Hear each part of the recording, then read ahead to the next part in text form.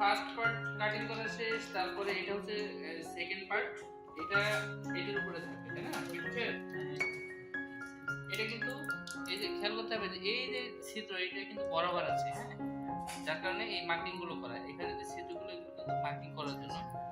তো এইটার পরে হচ্ছে আমাদের এইটা আসবে, এটা থার্ড পজিশন, থার্ড পজিশনে এটার ভিতরে আপারটা বলবি।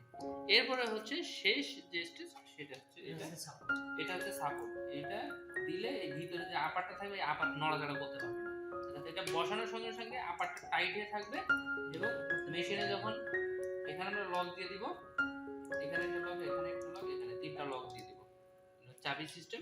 তো লক দেওয়ার পরে আমরা আপার ঢোকায় মেশিনের ভিতরে দিয়ে দেবো, দিলে মেশিন অটোমেটিক শিখে যাবে।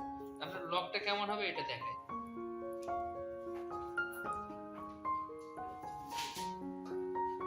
এর আগে আমরা একটা ডিজাইন করেছিলাম, সেটাতে এই যে লক,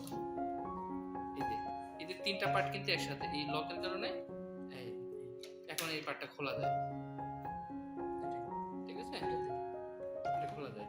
তো এই আপার বসানোর পরে এই লকটা আটকে দিতে হবে,